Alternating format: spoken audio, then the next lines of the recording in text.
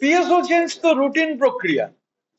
ধরুন আমি ব্যক্তিগতভাবে তো জানি বুদ্ধদেব ভট্টাচার্যের যারা পিএসও ছিলেন তাদের কোথায় কিভাবে ডিউটিতে পাঠানো হয়েছিল। শুভেন্দু অধিকারীর যারা পিএসও ছিলেন তারা কোথায়, মাননীয় প্রাক্তন মুখ্যমন্ত্রী মমতা বন্দ্যোপাধ্যায়ের সিকিউরিটিতে তোর কোনো কাটলমেন্ট হয়নি। তো পিএসও চেঞ্জ রুটিন চেঞ্জ। এবার এটা তো হচ্ছে যারা আধিকারিক আছেন, প্রশাসন আছেন, তারা ঠিক করবেন। পিএসও তে চেঞ্জ হয়, অনেকে আছেন পিএসও চেঞ্জ হতে থাকে, এটা নর্মাল প্রক্রিয়া। কিন্তু তার যে সর্বোচ্চ সিকিউরিটি, সেই সিকিউরিটিতে কোনো কাটলমেন্ট নেই।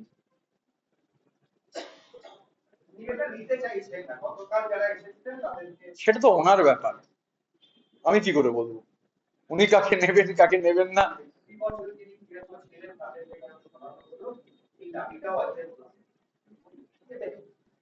সেই বিষয়ে আমি বলতে পারবো না, মানে এটা তো আমার ব্যাপার নয়। তবে এটা আমি জানি যে মানে ধরুন রাজ্যের অনেক প্রাক্তন মুখ্যমন্ত্রী তারা যখন প্রাক্তন হয়ে গেছেন তাদের পিএসও দেরও চেঞ্জ করে অন্য পিএসও দেওয়া হয়েছে, এটা নতুন কোনো ঘটনা নয়। রাজ্যের বর্তমান মুখ্যমন্ত্রীর পিএসও দেরও কি হয়েছিল বর্তমান মুখ্যমন্ত্রীর থেকেই জানা যাবে। আর প্রাক্তন মুখ্যমন্ত্রী বুদ্ধদেব ভট্টাচার্যের পিএসও দের কি হয়েছিল কিছুটা তো হাইকোর্ট দিল না, সেক্ষেত্রে সৌমেন চট্টোপাধ্যায় যে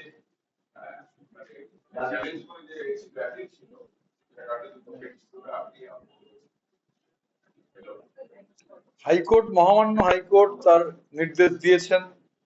দেখুন আমি আবারও বলছি, 2/3 বেশি বিধায়ক তারা শুধু মানে আমি সেই চিঠি মানে সই জাল তার মধ্যে যাচ্ছি না, তারা শুধু সই করেননি, তারা ফিজিক্যালি উপস্থিত ছিলেন। তো আমি এর বেশি আর কিছু বলবো না।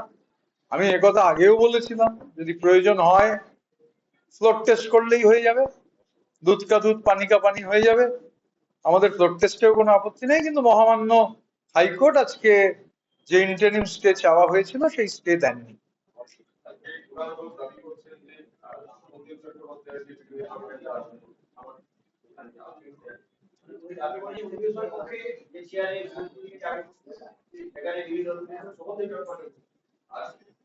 আসলে পশ্চিমবঙ্গের বিধানসভা খুব পুরনো।